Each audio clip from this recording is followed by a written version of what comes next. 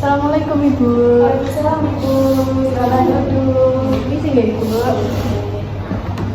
Bagaimana kabarnya Ibu? Baik Ibu, alhamdulillah. Ya, perkenalkan saya Didabati. Di sini saya menemani Ibu untuk pemeriksaan awal hingga akhir kritik saya ya Ibu. Sebelumnya ada yang bisa saya bantu? Jadi saya kan telat haid Ibu, sudah 2 bulan sampai 3 bulanan gitu Ibu, saya lupa. Terus kemarin saya baru cek tespek sama suami saya, dan hasilnya itu garis 2, dan saya juga sudah coba berkali-kali juga garis 2 terus Ibu. Jadi saya mau periksa kehamilan yang pertama. Sebelumnya Ibu masih mengalami muntah? Ada Ibu, sebulan yang lalu. Baik Ibu, karena saya juga belum tahu kepastiannya di mana, positif atau enggaknya, saya cek terlebih dahulu yaitu saya cek dulu sebelumnya Ibu apakah positif atau terlalu atau tidak ya Ibu. Jadi Ibu bisa ke ruangan yang saya siapkan ya Ibu, silakan. Alhamdulillah Ibu, hasilnya yaitu positif, hamil ya Ibu, sesuai dengan tes Ibu. Nah, tadi itu hasilnya TFU-nya atau Ibu sebenarnya yaitu di sepertiga atas sibisis. Nah, Ibu sebelumnya Ibu sudah tahu apa itu standar pelayanan ANC, kemudian ANC, tujuannya, kemudian tanda-tanda juga, dan jadwal kunjungannya sudah tahu? Belum Ibu. Karena tadi itu pertama kali ya Ibu. Iya, ini pertama saya Ibu. Nanti saya kasih leaflet ini ya Ibu, tapi sebelumnya saya jelaskan terlebih dahulu ya Ibu. Nah Ibu, untuk ANC ini yaitu antenatal care. Antenatal care atau ANC adalah pelayanan kesehatan yang diberikan oleh tenaga kesehatan profesional kepada ibu hamil selama masa kehamilannya. Nah, tujuan ANC ini yaitu ada 3 yaitu pemantauan perkembangan kehamilan untuk memastikan kesehatan ibu dan tumbuh kembang bayi. Kemudian mengenali secara dini adanya ketidaknormalan atau komplikasi yang mungkin terjadi selama hamil. Kemudian mempersiapkan persalinan yang aman dan menyenangkan. Nah Ibu, untuk standar pelayanannya yaitu ada 10T dalam ANC. T1 yaitu timbang berat badan dan ukur tinggi badan. Kemudian T2 ukur tekanan darah. Kemudian yang T3 nilai status gizi atau ukur lingkar lengan atas atau lila. Kemudian T4 ukur tinggi fulus uteri atau TFU. Kemudian T5 yaitu tentukan presentasi janin dan janin atau DJJ. Kemudian T6 yaitu screening status imunisasi tetanus dan jadikan imunisasi TT. Kemudian T6 kabar RT minimal 9 bulan selama kehamilan. Kemudian T8 yaitu periksa laboratorium rutin dan khusus ya Ibu. Kemudian T9 pelaksana atau penanganan kasus. Kemudian T10 yang terakhir yaitu temu bicara atau konseling, termasuk P4K dan KB pasca salin ya Ibu.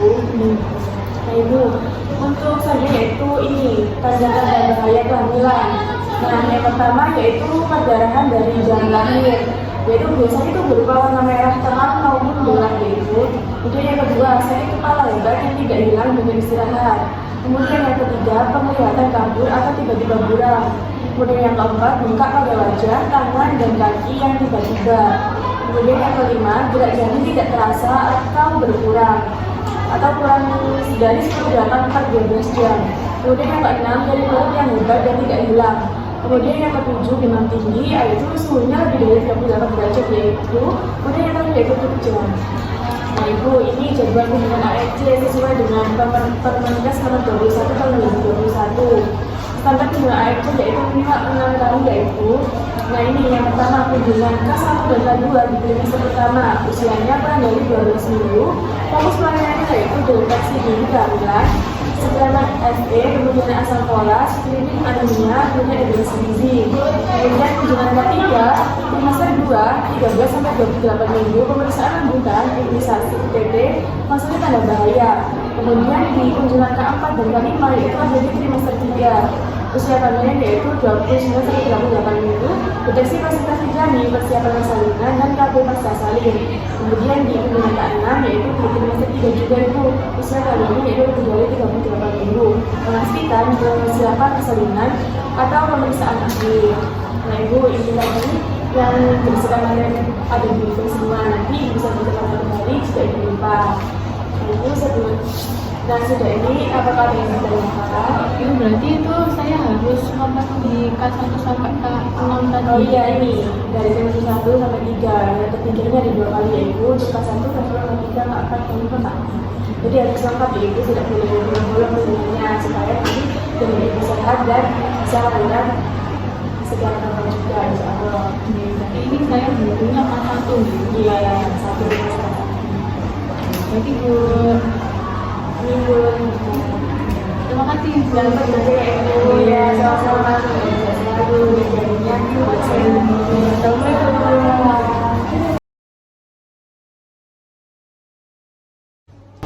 Assalamualaikum Ibu.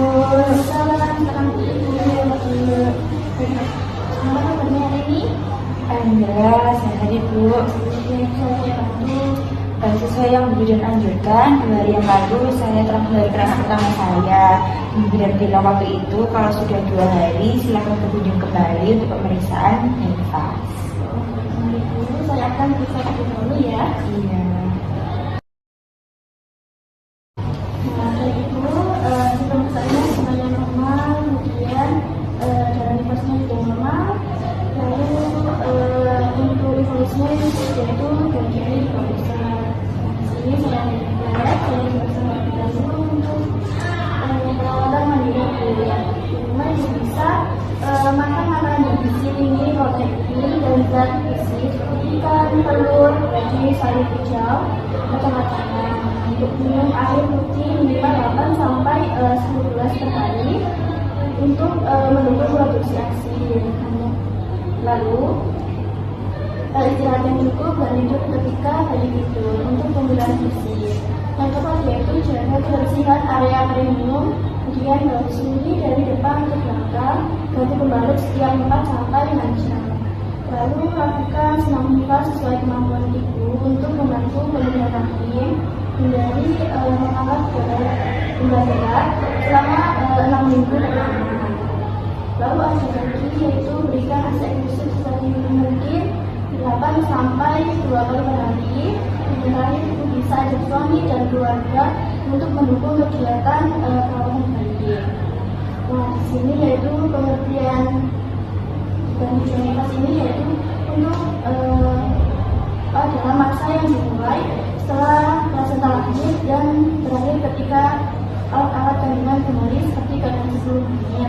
Nah, langsung kira-kira 6 minggu. Tujuan nifas bertujuan untuk memantau kondisi kesehatan ibu setelah melahirkan, kemudian juga ada mendampingi komunikasi masa nifas, memberikan edukasi dan dukungan kepada ibu.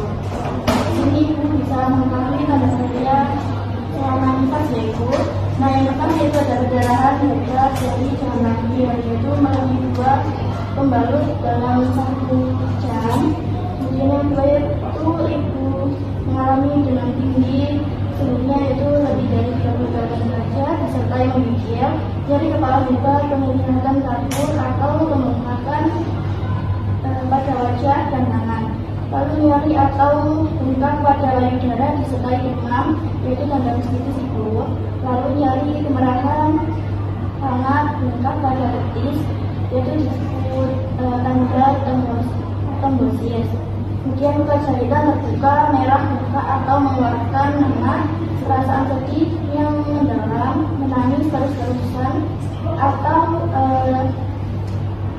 tidak mau merawat bayi, atau bayi virus, atau depresi postpartum. Yang terakhir yaitu tekanan darah tinggi lebih dari 140/60, yaitu waspada mengalami preeklampsi atau eklampsi atau stres. Dari sini yaitu ada kunjungan nifas ya ibu jadwalnya. Untuk F1 yaitu 6 jam sampai 2 hari seperti minggu ini. Kemudian F2 yaitu pada hari ketiga sampai 7 hari. Nah, untuk F3 yaitu 8 sampai 42 hari. Nah, untuk pemantauan selanjutnya itu besok saat kunjungan. Nah, setelah itu ada kunjungan neonatal atau KN. Nah, untuk kunjungan neonatal pertama yaitu 6 sampai 48 jam, yaitu pemeriksaan pertama yaitu pemberian vitamin K, salep mata, dan imunisasi hepatitis B. Untuk kunjungan kedua besok yaitu hari ketiga sampai hari ke-7 yaitu pemantauan kondisi bayi, tanda bahaya neonatal dan konseling transportasi. Kemudian untuk kunjungan lengkap yaitu pada hari ke-8 sampai dengan hari ke-28, yaitu pemeriksaan menyeluruh, pemantauan dengan benar. Di sini ada yang bisa ditanyakan lagi, Bu? Kalau saya bersih-bersih rumah gitu berarti masih boleh ya Ibu? Boleh, Bu, asal yang lain saja. Baik. Terus untuk bayi saya imunisasi kembali kapan ya Ibu? Nah, untuk imunisasi kembali yaitu pada usia 1 sampai 2 bulan, Ibu, untuk imunisasi BCG. BCG-nya di sini. Ya, Baik, sudah begitu saja. nah, ini bisa dibawa Ibu untuk pembelajaran lagi. Ya, baik Ibu, terima kasih atas penjelasannya. Saya izin pamit ya Ibu. Terima kasih. Assalamualaikum.